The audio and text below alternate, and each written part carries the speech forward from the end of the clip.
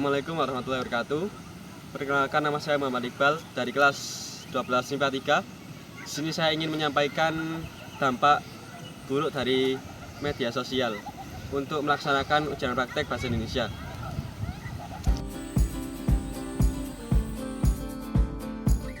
Dampak dari media sosial. Perkembangan teknologi informasi membawa sebuah perubahan dalam masyarakat. Lahirnya media sosial menjadikan pola perilaku masyarakat mengalami pergeseran baik budaya, etika, dan norma yang ada. Indonesia dengan jumlah penduduk yang besar dengan berbagai kultur, suku, ras, dan agama yang beraneka ragam memiliki banyak sekali potensi perubahan sosial. Dari berbagai kalangan dan usia, hampir semua masyarakat Indonesia memiliki dan menggunakan media sosial sebagai salah satu sarana guna memperoleh dan menyampaikan informasi ke publik. Media sosial. Media sosial adalah sebuah media online. Dengan para penggunanya bisa dengan mudah berpartisipasi, berbagi, dan menciptakan isi meliputi blog, jejaring sosial, wiki, forum, dan dunia virtual. Blog, jejaring sosial, dan wiki merupakan bentuk media sosial yang paling umum digunakan oleh masyarakat di seluruh dunia. Dampak positif dari media sosial adalah memudahkan kita untuk berinteraksi dengan banyak orang, memperluas pergaulan, jarak dan waktu bukan lagi masalah, lebih mudah dalam mengekspresikan diri. Penyebaran informasi dapat berlangsung secara cepat dan biaya lebih murah.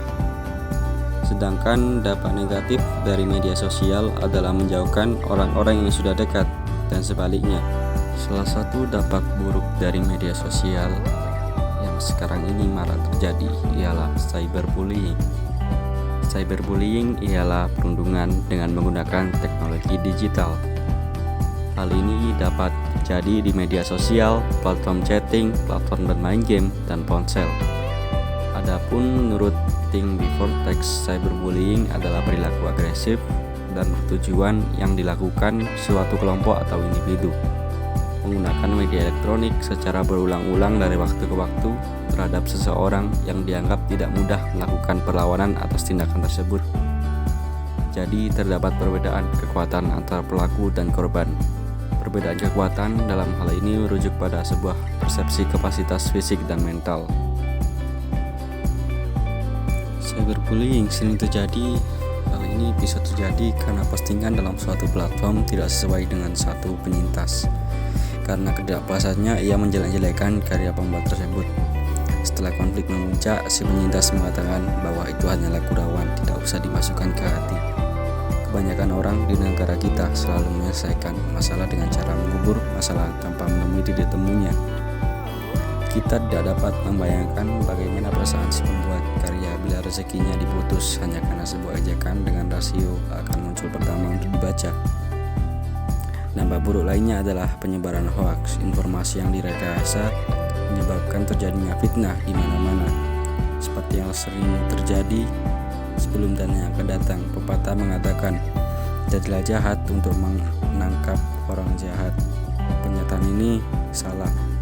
Suatu bukti nyata seorang yang ingin memperburuk citra sebuah kepercayaan dan ia masuk dalam sebuah kepercayaan itu, namun ia malah nyaman dengan kepercayaan itu.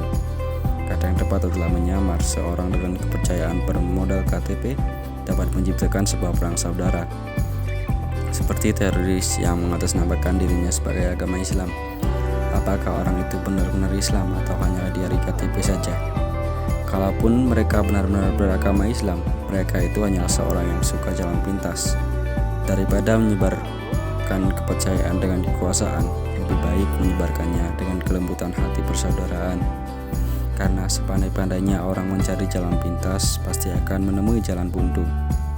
Maka dari itu, mulai sekarang kita harus pintar memilih informasi terpercaya dan menjaga untuk tidak menyinggung perasaan orang lain. Terima kasih. Sekian dari saya. Assalamualaikum warahmatullahi wabarakatuh.